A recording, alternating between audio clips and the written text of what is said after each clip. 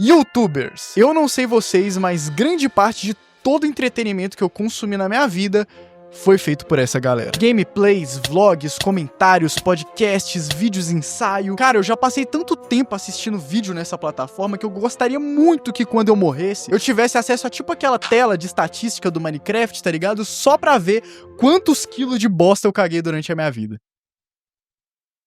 E também a quantas horas eu passei assistindo o YouTube. Durante todos esses anos devorando conteúdo nessa plataforma, muitos criadores me marcaram profundamente lá ele. Na minha infância, por exemplo, eu assistia religiosamente a todos os vídeos do Tasercraft. Depois disso, vieram vários outros criadores em diferentes momentos da minha vida. PRKS Edu, Jake Pudding, Golart, Selbit. Enfim, no meio de tantos youtubers que vieram e foram ao longo de todos esses anos, fica até difícil escolher um só como favorito, como o melhor, certo? Bom, pra mim não. Porque tem um carinha em específico, um pelotense bem serelepe, que não só me entreteu e me fez dar risada como ninguém, mas também de quebra me inspirou a fazer só, tipo assim, tudo que eu faço hoje. Eu comecei a desenhar por causa dele. Eu comecei a fazer música por causa dele. Eu comecei a fazer jogo por causa dele. Eu só tive motivação pra fazer o meu primeiro mangá e um vídeo falando sobre a criação dele, que deu muito certo e fez eu estar onde eu tô hoje,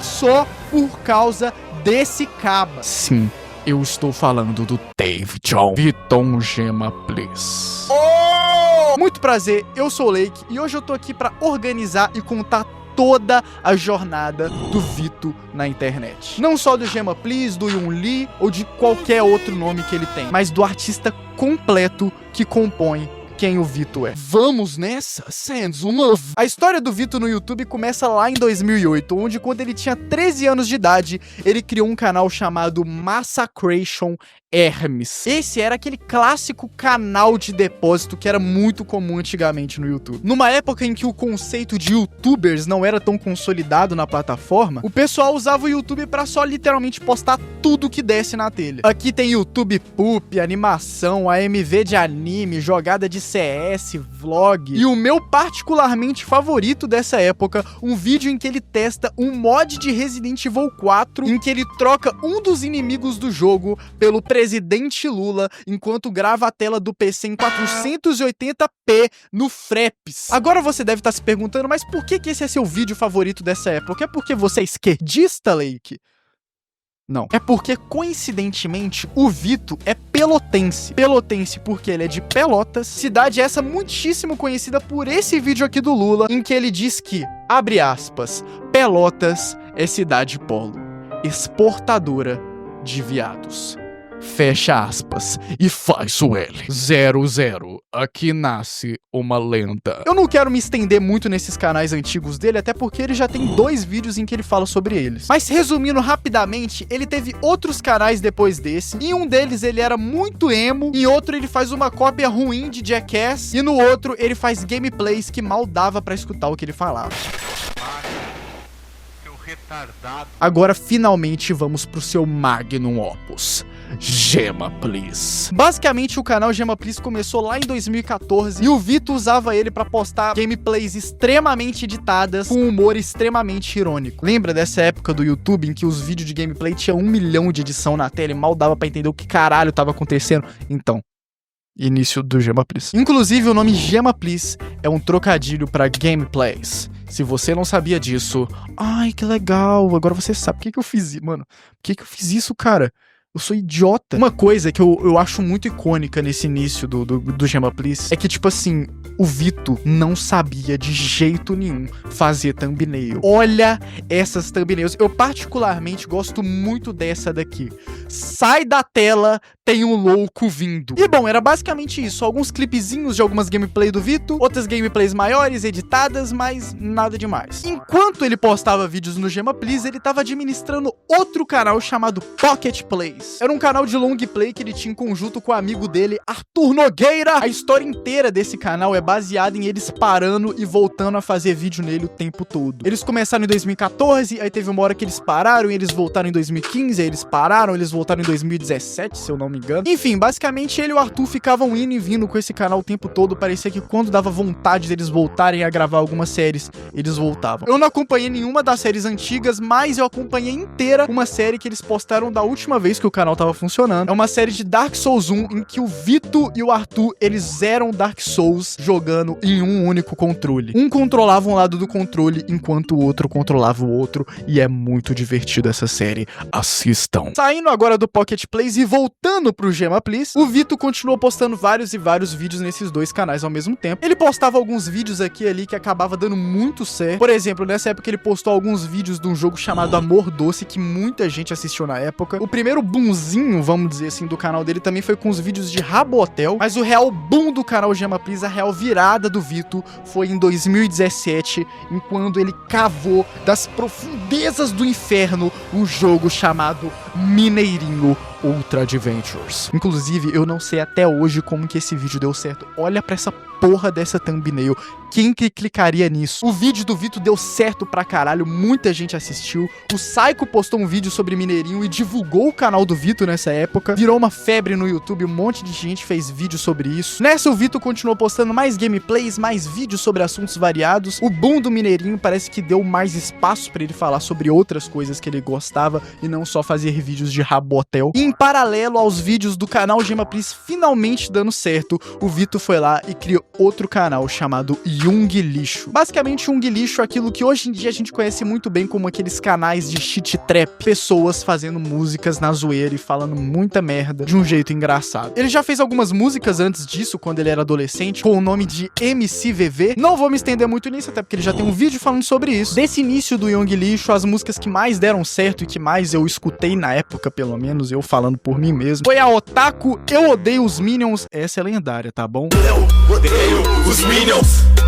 Não aguento os Minions. E Suado Boys, que era basicamente um trocadilho com o meme dos Sad Boys que tinha na época. Eu ainda vou dizer muito sobre o Jung Lixo, mas por enquanto vamos voltar pro Gema Please. Aqui nós começamos a era de ouro do canal Gema Please. Depois do vídeo do Mineirinho que explodiu e deu muito certo, o Vito ainda continuou postando algumas gameplays, algumas reviews de jogos aqui e ali, mas ele também começou a fazer um outro tipo de vídeo mais comentando sobre assuntos do momento daquela época. Vídeo de 3 horas da manhã, faca quente, fidget spinner, ASMR, South America Memes, Rafa Moreira, TikTok. Ele fez vários vídeos meio que zoando e criticando de certo ponto de vista esses assuntos que estavam em alta na internet, eram coisas muito bobinhas e ridículas. Ele tinha um humor muito irônico e quando eu era adolescente eu assistia esses vídeos eu falava, é isso aí, esse cara, ele fala o que eu gosto de ouvir, esse conteúdo aí de gente enorme, graças a Deus que eu sou muito foda. E eu assisto Gema Please. Talvez essa tenha sido a época que o Gema Please mais cresceu, que o canal dele mais estourou. Inclusive foi aí que eu conheci o canal dele. Mas pro meu conceito, a grande virada do canal Gema Please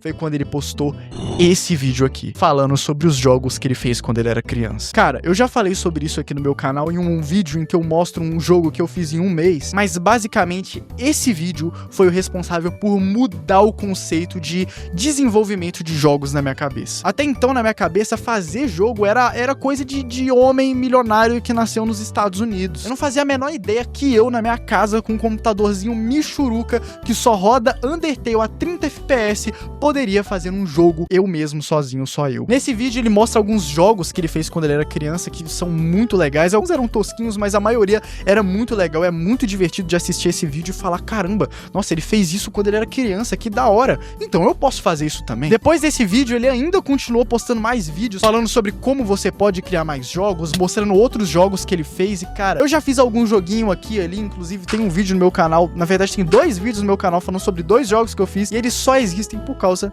desses vídeos do Gema. Todos esses vídeos me deixaram muito inspirados pra eu querer começar a aprender sobre criação de jogos, e não só eu. Muita gente, repito, muita gente começou a fazer jogo por causa do Gema Please. Muita gente que tem canal de devlog já assumiu isso, já assumiu que o começou por causa do Gema. Eu tenho um amigo chamado Suzuki, que ele tem um canal inteiro falando sobre criação de jogos, inclusive o canal dele é bom demais, hein? Assistam. E ele também falou pra mim que ele só começou a querer fazer jogos por causa desse vídeo do Gema, por causa do Vito, inclusive, que eu comprei um curso chamado Dunk Code, que foi possivelmente um dos piores gastos de dinheiro que eu já tive na minha vida. Ele divulgava esse curso no canal dele, esse curso é uma bosta, eu comprei porque o Vito tava divulgando, e eu me arrependi profundamente. Mas tudo bem, Vito, eu te perdoo. De quebra, nessa época ele também postou um vídeo mostrando sobre os desenhos que ele fez na infância dele, que novamente me inspirou a eu começar a desenhar. Na verdade, eu já desenhava antes disso. Esse vídeo, ele meio que foi o empurrão que eu precisava pra começar a fazer os meus próprios desenhos e não só ficar copiando desenho da internet. Foi por causa desse vídeo que eu fiz o meu primeiro mangá, inclusive. Voltando pro canal Young Lixo, aqui começamos a ver uma metamorfose acontecendo. Parece que em um certo momento só fazer música sobre besteira cansou um pouco o Vito. Ele queria começar a expressar coisas mais reais, a fazer músicas mais sérias. O Young Lixo já era um canal que ele era conhecido por só postar música zoeira, e se ele postasse uma música séria do nada, talvez não ia dar certo, o pessoal ia achar meio tosco, mas graças a Deus que ele decidiu se arriscar e lançar Polaroid. Por muito tempo, a minha bio no Discord era: tô correndo, mas tô sempre no lugar, yo. Essa é uma música em que o Vito decide se expressar, falar sobre sentimentos, sobre amores, e ela acabou dando muito certo. Muita gente assistiu, foi por muito tempo a música mais escutada do Young Lixo, e essa música também foi responsável por abrir portas pro Vito começar a expressar coisas mais profundas e sérias, que não só falar sobre como a mãe do amigo dele é gostosa. Ele ainda continuou lançando algumas músicas mais bobinhas e zoeira. A gente teve Passando Mal, Férias em Cuba, É a Potência e a minha particularmente favorita, Você Sabia. Obra-prima. Inclusive o Lucas e o Daniel Modo, eles reagiram a essa música e convidaram o Vito pra gravar junto com eles. Até hoje isso não aconteceu, eu espero muito que algum dia aconteça. Depois de Polaroid, na linha de músicas sérias, começaram a vir algumas outras também. Teve Porsche Panamera, Snow, Quinto Elemento, Tomodachi, que se eu não me engano é a música mais escutada dele, e Estrela, que tem uma animação lindíssima. O Young Lixo cresceu muito nessa época, e junto com esse crescimento, não dá pra falar sobre Young Lixo sem ignorar a existência de Biff. Biff é um amigo do Vito, em que ele basicamente chamou pra fazer os seus beats para suas músicas. O Biff mesmo disse que quando ele entrou ele não sabia direito fazer beat, fazer música, só que ele foi fazendo, e mandando beat pro Young Lixo e melhorando muito, e foi aí que eles se tornaram essa dupla pesada, tipo filme de domingo. Essa foi uma referência a uma música do Young Lixo. Tiveram alguns álbuns muito marcantes que ele lançou nessa época também. Quarentapes, Trash Talk, Cybertapes. Esses são os que eu lembrei agora. Teve alguns outros também, mas eu acredito que esses tenham sido os mais importantes. Voltando pro Young Lixo, chega o meu mano Vito e decide lançar mais uma tendência: vídeos de viagem.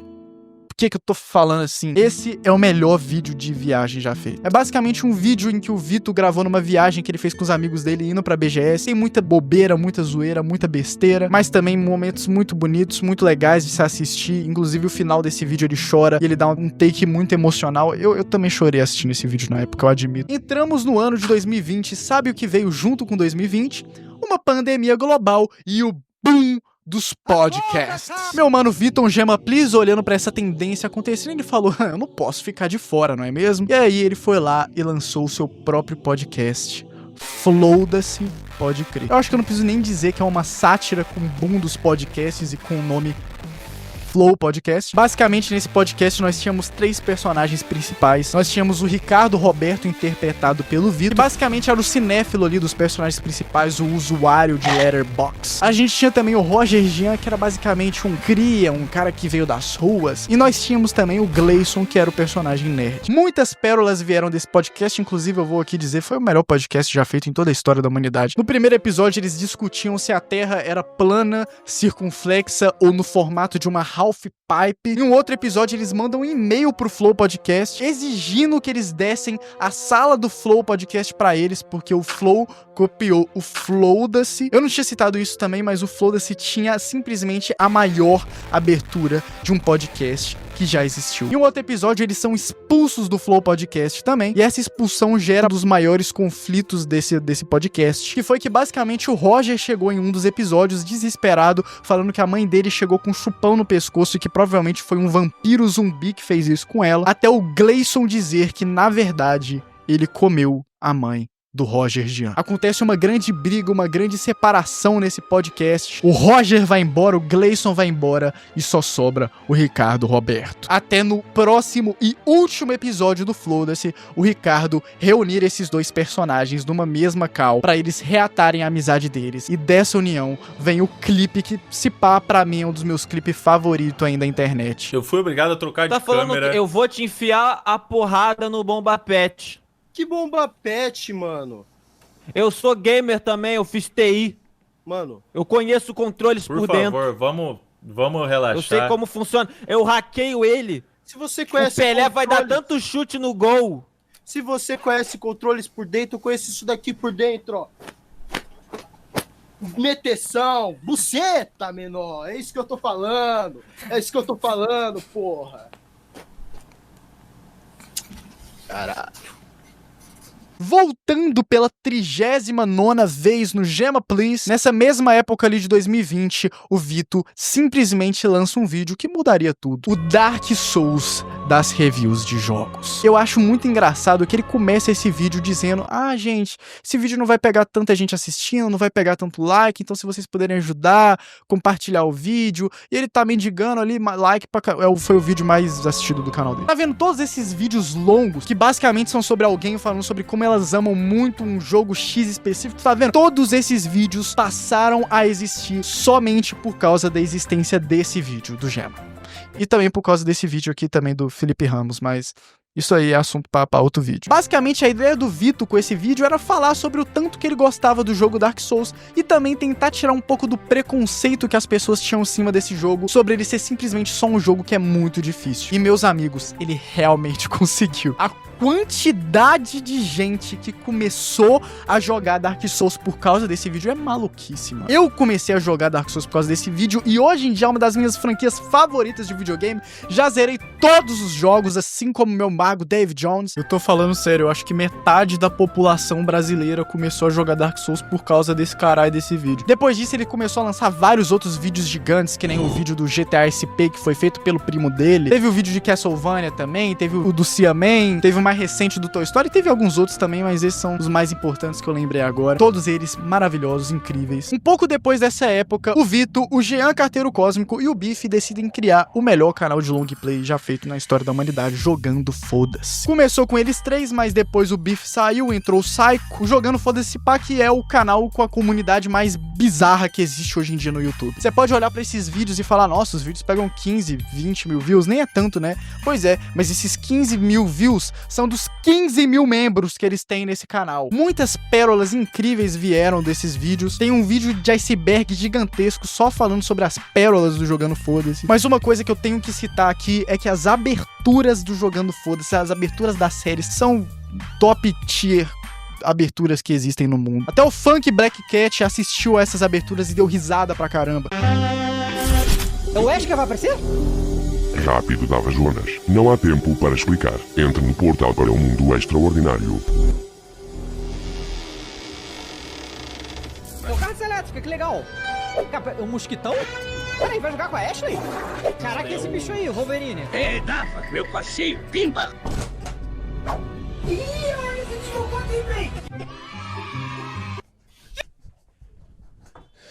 Essa intro, mano. Jogando Foda-se também trouxe muitas participações especiais, mas definitivamente a minha participação especial favorita foi a do Luan Gameplay no God of War 3. Você me pergunta por quê? Me pergunta aí por quê? Foi porque no meio de um episódio, o Psycho e o Gema, sem avisar nada, nem pras pessoas do vídeo, resolvem trollar o meu mano Luan Gameplay, insinuando uma briga no meio do episódio. Quando eu vi esse episódio, eu falei: que isso, mano? Os caras brigaram no meio do episódio. Será que eles postaram esse vídeo sem querer? No final era tudo uma zoeira e eu caí que nem um patinho. E o Luan Gameplay também, que ficou muito sem graça. Eles conseguiram deixar o Luan Gameplay sem graça, mano. Eu só quis comentar o negócio, eu só quis comentar. O Luan não vai ficar com raiva por causa disso, eu falei. Ele não ia ficar com raiva, só queria comentar. Porque o povo ia ficar enchendo nosso saco se a gente não comentasse. Beleza, cara, então deixa o cara desconfortável aí também. Ó, agora já tá também, né? Porque acho que ele não tá desconfortável. Não, desconfortável eu não tô, cara. É porque, tipo assim, a gente já tá no finalzinho do negócio, a vibe do jogo é maneira e, tipo, se vocês ficassem desentendendo, pra quem tá assistindo não vai ser maneiro, entendeu? É, mas o cara, ele tá sendo... porra do jogo, ele tá sendo mó cuzão de graça.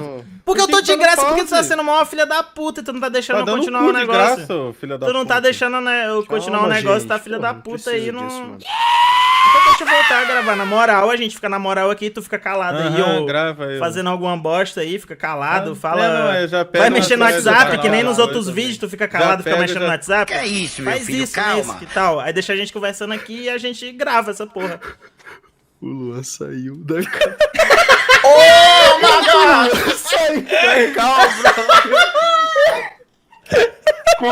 E também falando do Jogando Foda-se, eu não posso me esquecer do grandiosíssimo Fishball Cast, que foi basicamente um podcast que aconteceu dentro do Jogando Foda-se. Seria meu babação de ovo dizer de novo que se pá, que esse é um dos melhores podcasts já feitos no Brasil. Talvez, mas é a minha opinião.